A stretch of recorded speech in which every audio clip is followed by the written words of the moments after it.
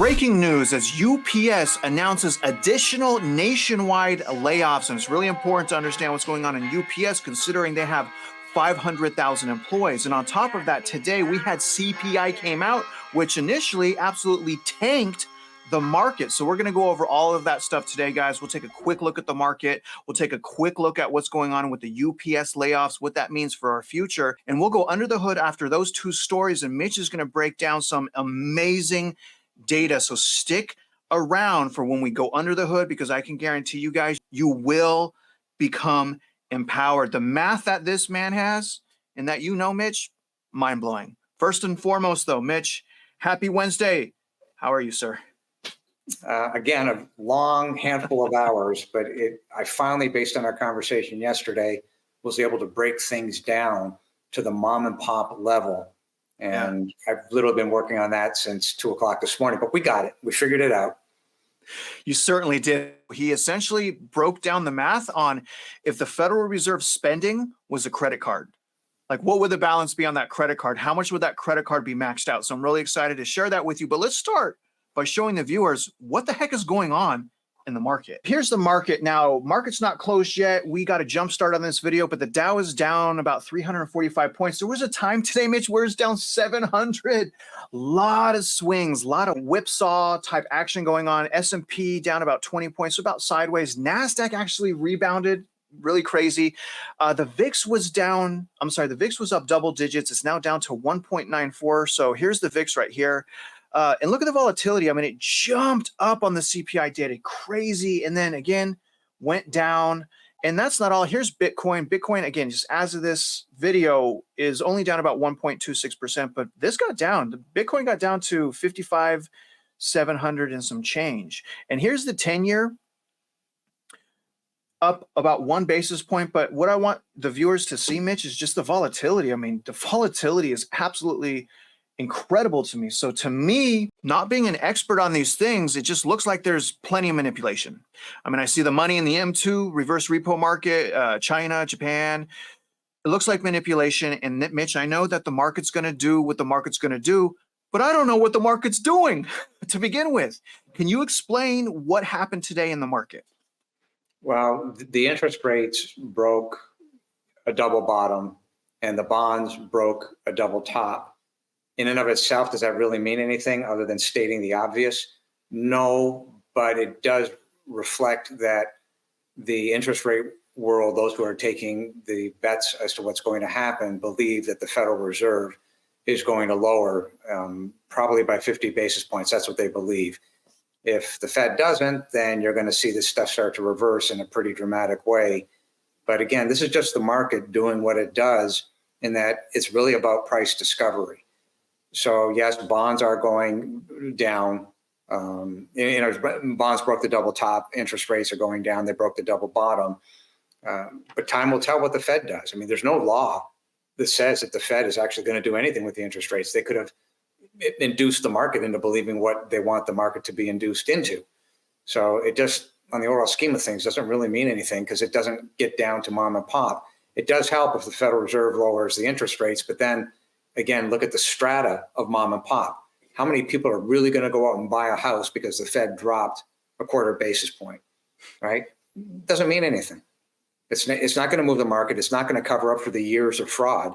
So, and even oil. I mean, oil was down. It was getting hammered for the last several days, but it helps because energy is a huge determiner of how much money mom and pop have in their pocket.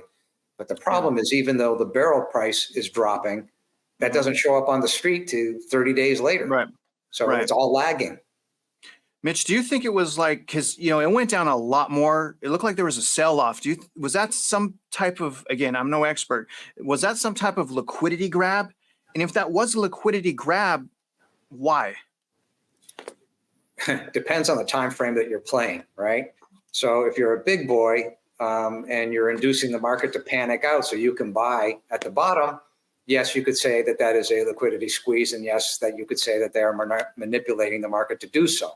However, on a shorter time frame, if you're a trader, the ideal place to be is on the short side, right? Because when the market drops, it drops faster than it does when it's climbing up. So the story is the market takes the stairs up and takes the elevator down.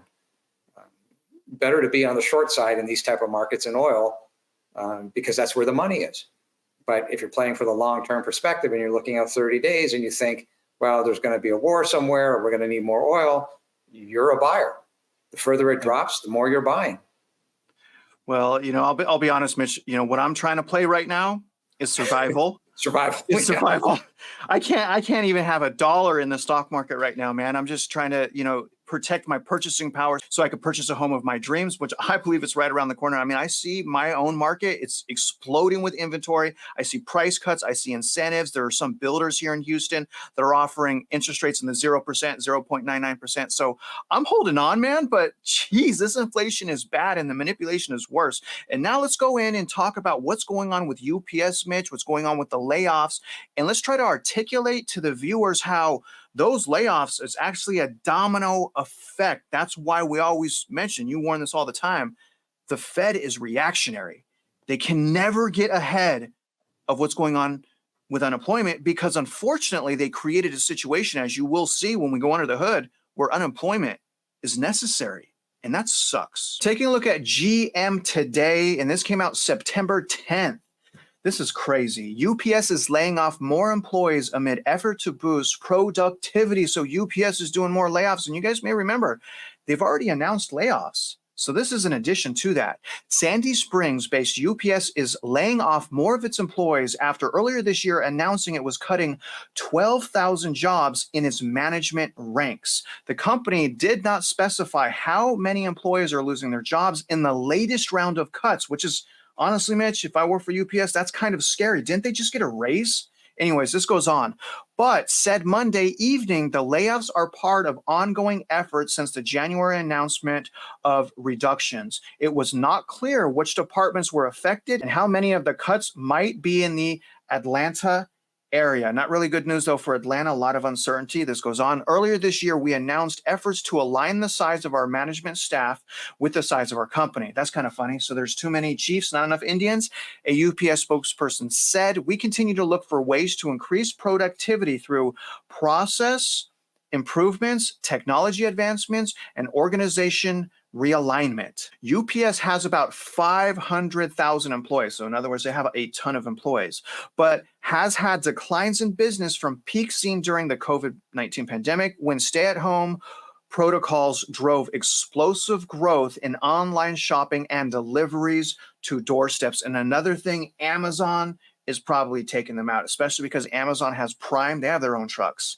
The job cuts come in force after the company reported earlier this year that it saw declines in volume, revenue, and operating profit in all of its business segments in 2023, the UPS CEO said. A difficult and disappointing year. Mitch, I think this is such a good article because it goes into several different things. When we ask where's the root of those layoffs coming from, it's probably consumer spending, right? If they're delivering merchandise and that's why they have to do the layoffs, that means the root of the problem isn't necessarily those UPS layoffs. The root of the problem is somewhere else. So could you explain, Mitch, how potentially the quantitative tightening, how unaffordable things really are, how we have so much federal debt, how that's really what's bankrupting America, that's causing the layoffs? And then if you can articulate, Mitch, how powerful the unemployment gets when it starts rolling, how it's almost impossible to stop.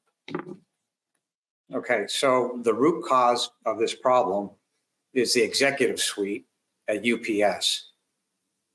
They don't even understand what it is that they should be running. In other words, if you've got 12,000 excess capacity employees in the management level, you'd never even understood what it is you're supposed to be looking at, which is the revenue per employee. This way you don't get bloated staff. So that's the first cause of the problem. Then you can start breaking it down saying, well, we believe that we're going to have more demand or whatever. But the bottom line is, if you've got the denominator operating properly within your own books, you would have seen that that would not have been necessary. So that's the first part of the problem. If you take this issue and you break it down one step further, so they said 12,000 employees. Okay, let's, for the sake of conversation, play a game. The game is, let's take 40%. So let's say it's 5,000 employees. Now let's put a name to those employees. Let's call it mom and pop. So if you got mom and pop and 5,000 families are now affected, out of those 5,000 families, let's simply say that, okay, mom loses a job or dad loses a job. Now, those are 5,000 households. Households be it multifamily and or single family. Let's assume this is all happening in the Atlanta area, just for the sake of conversation. Okay, now you got 5,000 households. As we said in the case of Denton Central Appraisal District, 37% of the households cannot afford the roof over their head and or are going to go bankrupt because of this nonsense. Now, take that exact same 37% and add on the fact that you've got 4,000 to 5,000 additional problems coming as a result of these layoffs. Now you start to get the picture of what a snowball looks like, and it's going to get bigger and bigger. So the ramifications of this are Atlanta, the central appraisal districts in Atlanta. What are you going to do when, in addition to the 37% of the households, another 4,000 or 5,000 houses hit the market within a 30-day time frame?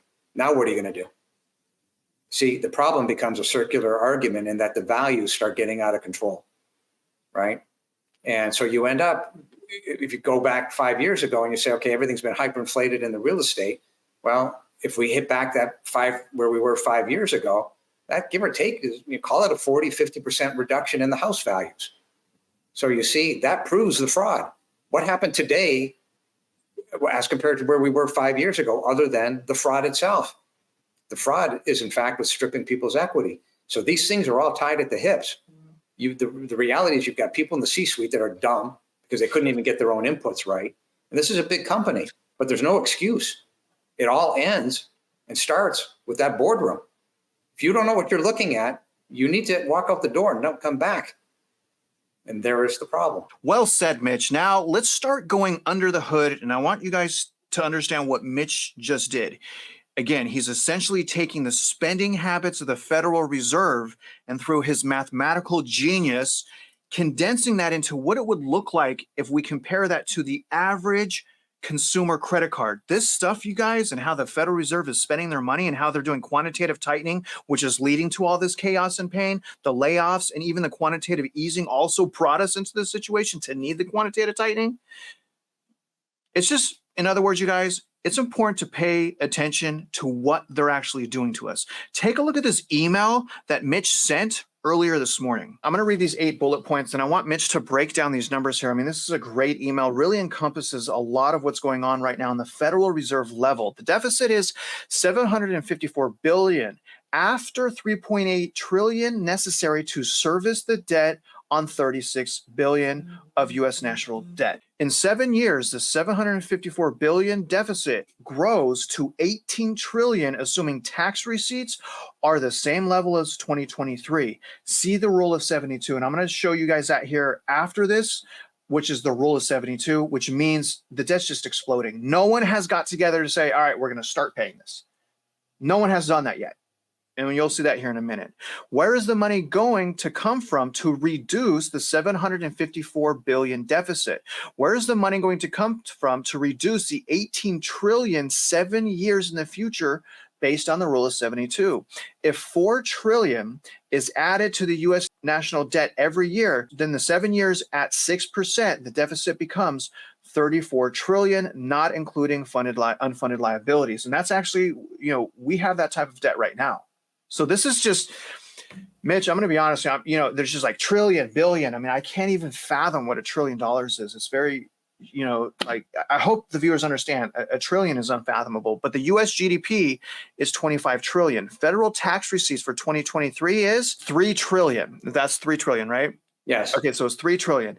The US national debt is 36 trillion, not including unfunded liabilities, which are allegedly 127 trillion. Again, you guys, 127 trillion of money that is supposed to be there. That 127 trillion is money that's supposed to be there, but it's not. It's just literally, it's just disappeared.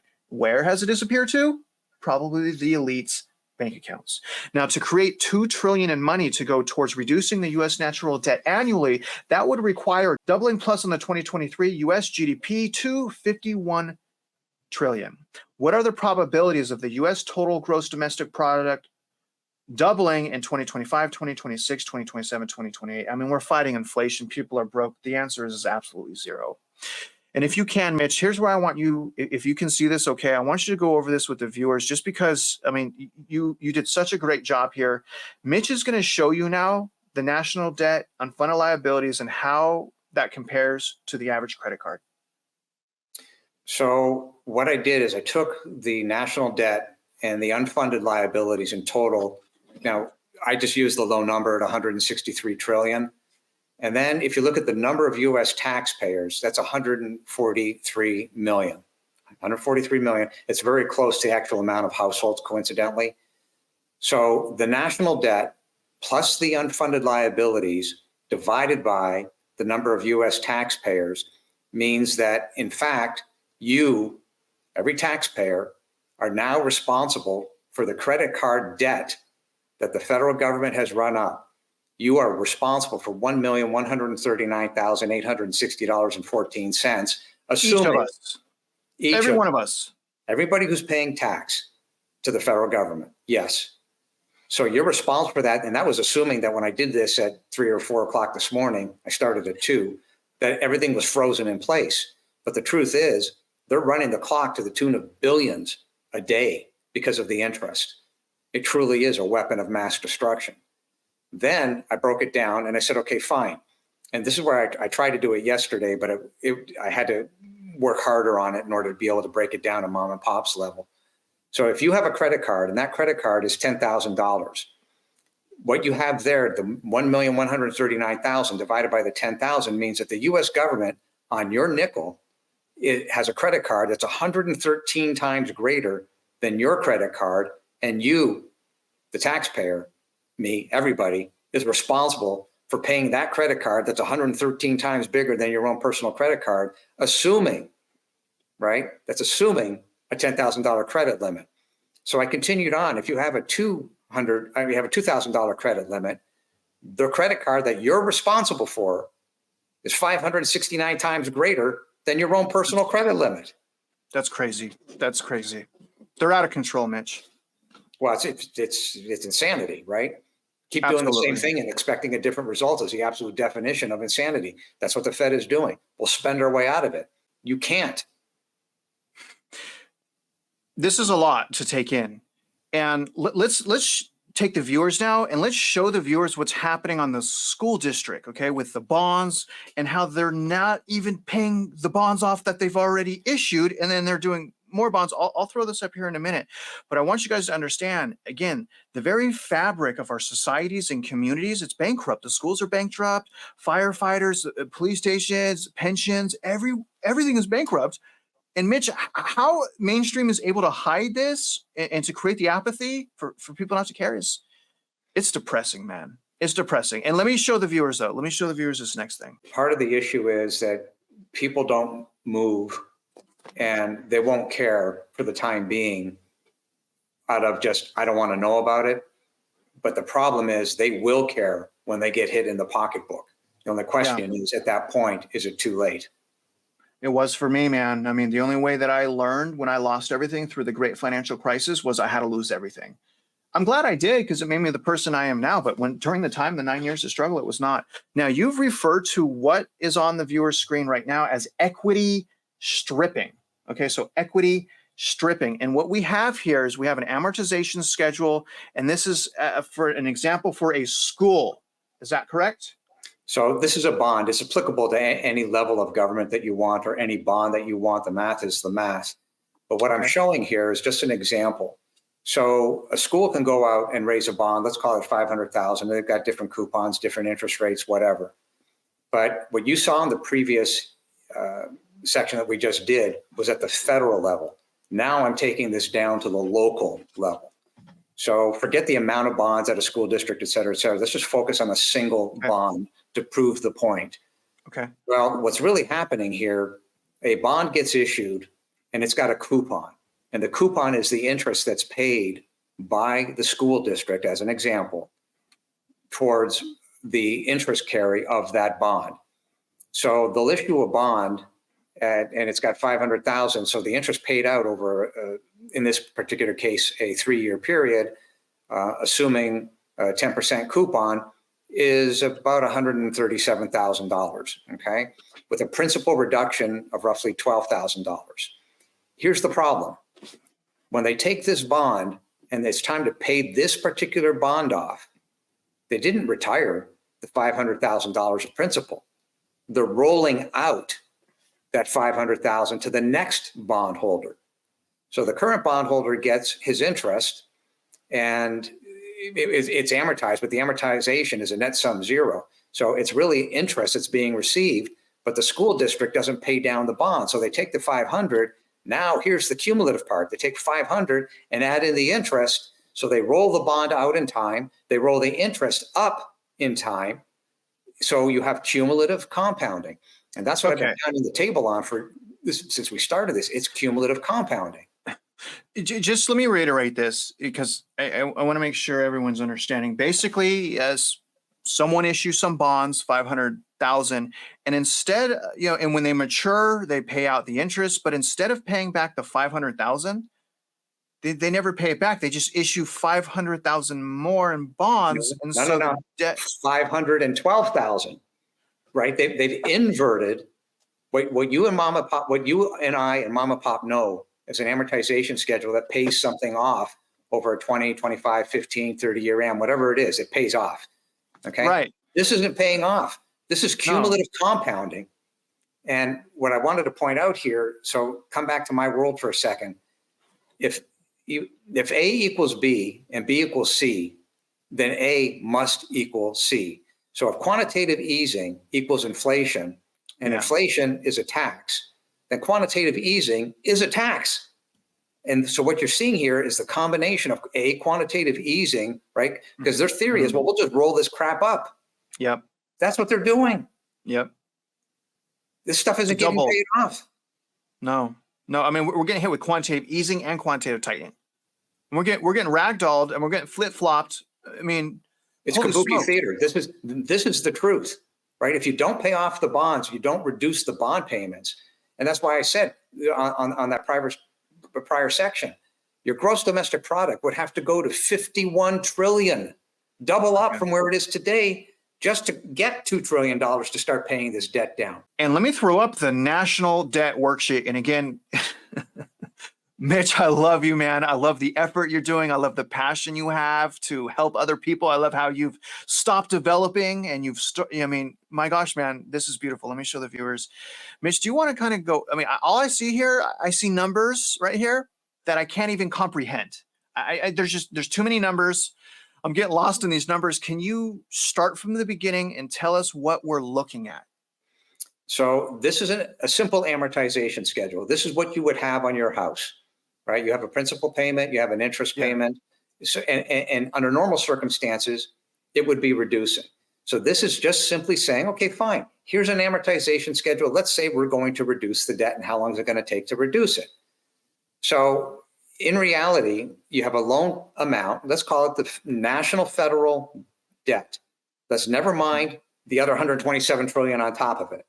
Okay, right. The unfunded liabilities. This is just straight up on the books. You can see this at us.debtclock.gov or whatever it is.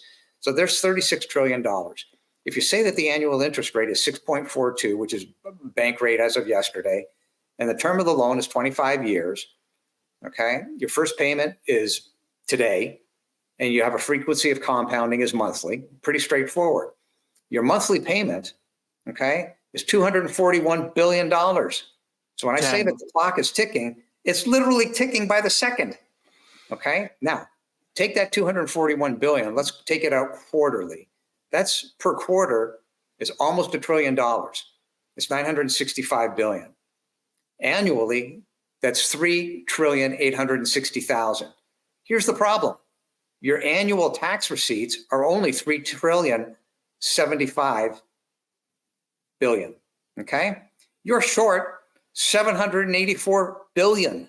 Oh my God. This is just to service the debt?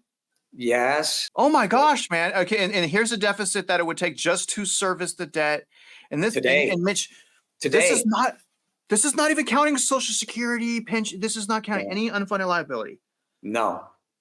And Wow. therefore, and it doesn't even include the compounding and the continued spending. So every day, Wow. some government official puts their pen on a piece of paper, says, yeah, let's go buy this. This gets added to the problem. Right now, today, our deficit is $784 billion. Unreal, man. Today. Okay, now, if you take it up one level, and this is why I was saying, if they're going to go and print money to cover this off, because the taxpayers don't have it under IRS codes, they can't get it. Under the real estate tax side of things, which is kind of independent of this. This is at the federal level. But the point of the matter is, on the real estate tax side of things, the local level, they can't get it. Well, the only solution has to be, well, we're going to print it. Okay. Yes. And if you print it, you end up with the Weimar Republic because there's no value to this. There's nothing supporting this. So, some would make an argument that it is already the Weimar Republic in some places around the US. And I don't know if you saw, anyway, I won't even go there. But let me end here, okay? I want the viewers to really understand how the rule of 72 works. You guys may hear Mitch mention that a lot. And so let me bring the data up. And if you can, Mitch, articulate the rule of 72 one more time with the data on the screen and just inject empowerment into the viewers. Law of 72, let me know if you need me to zoom in or not, Mitch, but here it is on the screen right here. Okay, what are we looking at? Okay, so if you do the same amount, which was our debt at $36 trillion, US national debt, and you go over to the column where it says 6%. And what that is showing you is that in 7 years, the current, assuming you freeze it in place, the current value will turn into $54 trillion. Okay? A 6% rate in 7 years. So you're not paying anything off. You're doing exactly what I've been saying, which is you're rolling it up and you're rolling it out. And this assumes no compounding. This is just a straight line. And let's say the cost of borrowing for the government is 6%. That's all this is. So what it's showing you is under the rule of 72, in 7 years, it's damn near doubled up. Now, it'll double up if it's 10%, but nobody can predict the interest rates rolling forward. So let's just call it, between friends, 6%. And you can even say, okay, fine. Well, it's the government. They're going to borrow, except that here's the problem. So if they borrow at 4%, you and I can't borrow at 4%. Wall Street Prime hovering around 5 7/8. It's closer to 6% than it is 4%. It's not what the government can borrow for. It's what you and I borrow for when we go to get a mortgage. Yeah. Mitch, what I'm looking on the bottom there, that red number, that is like a whole bunch of numbers. What is that number there? Well, that's the inversion. So that's the difference between the 36 trillion and the 54 trillion. You're upside down 18 trillion. That's with it. Okay. Hold on a second. Let me just, okay. So in 7 years, if we don't do any more spending, if you froze it effectively, which is impossible, but if we froze it right now, 7 years from now, if we froze it, we're in another $18 trillion in debt. Yes. Is that? Yes. How's that? Okay. Well, we'll end there, man. I mean, I think the viewers are starting to get it. Empowerment is step one. You guys know that, on top of the empowerment, what Mitch and I are trying to do is lead by example. We've been working tirelessly. We have free courses in the description. We have a petition in the description to unite you guys, but it all starts with empowerment. It all starts with conquering potentially the biggest crisis American households are facing, and that is apathy. Mitch is fighting the fraud, but you and I need to fight apathy. We need to help our community start caring about what's happening to us and our families. And Mitch, you have helped shine the light on the reality. And people, and I get it, people, it's scary. I don't want to accept it, but I got no choice. I got kids. I got to accept it. I got to prepare. I got to adjust. And I keep on moving on with my life. And I love my children. I love my wife. I pray and I try to help people. And that's my life right now. But, sometimes I take a step back. I look at what's going on with the layoffs. I look at what's going on in the markets, the volatility, the lies, the deceit. And I miss the way that I was raised, my friend. I missed that. I missed the community I once had. I missed it. And so what can people do today to get that community of our past back? Well, mathematically speaking, if things would roll back to where they were 5 years ago, you'd wipe out 40 or 50% of the hyperinflated housing values, which would at least start to balance the scales. The reality is that things have gotten so far out of hand, the only solution is to return full power to mom and pop such that they own the asset below their feet. And then you get into the idea of saying, okay, fine, then we have a uniform state's sales tax so that there is a taxable revenue to cover off a lot of these problems. But at the mom and pop level, understanding what's going on, that knowledge base is absolutely key. So your course to help them out at the local level is necessary. Then with the word community, if you say, look, I know I'm getting screwed, I don't want to be paying this $2,400 or $4,000 extra a year. If there's 4 or 5 or 6 people in your community, you can join forces. And there's the word again, community. We have the power. In reality, the power that the politicians hold is an illusion, right? Because look at it this way. If the public simply stood up and said, you know something, we're going to do what the unions are doing. We're going to strike. What are you going to do? Right? All of a sudden, the tax revenues stop. The politicians are out on the street. And yeah, you'll have problems. Nobody's saying to do that. But my point is, there is power in numbers. And these numbers are going to come home to roost. Like nobody has been able to poke a hole in a single thing that we've shown in terms of the math. I trotted those numbers out a little bit yesterday, but it wasn't totally baked. And I kept thinking about it. And at 2 o'clock this morning, I got up and said, okay, fine. I think I got a solution. I can get it down to mom and pop. So the point is, these are really, really well defined. Like nobody can change the numbers. The deficit is the deficit. I didn't invent it. The government did. All I'm doing is saying, hey, you're not paying this stuff off and you've got cumulative compounding. And mathematically and quantifiably, there is no way for mom and pop to pay off your credit card. So if you've got a credit card that's owed to a bank, what makes you think that bank is any healthier, right? The bank, what are they going to do? How are they going to collect on a guarantee? Good luck. How are you going to collect on an asset that's going to devalue 40 or 50%? Go ahead, Mr. Well, Bank. What do you think your assets are on the books? You didn't do mark to market. They've been taking the taxpayer money, man. They've been taking the taxpayers been paying for this since 2008. Okay. So A equals B and B equals C, then A must equal C. Well, you just made my case. Great team, Mitch. Great team. All right, I'm going to get everyone out of here. That was an overwhelming amount of information. Hopefully the viewers felt that way. And you guys let us know. Seriously, comment below. Let us know, if you found overwhelming value. Obviously, we've kind of directed the channel a little bit more broad. We're not just looking at the housing market. We're looking at everything, but it all goes back to the same thing. It all goes back to you, and it goes back to your community. Now, other than that, guys, give a round of applause for Mitch and all this math and for getting up early and for caring enough to continue making these videos. And if you guys are out there investing in real estate, you guys already know I wish you luck, and we hope you win.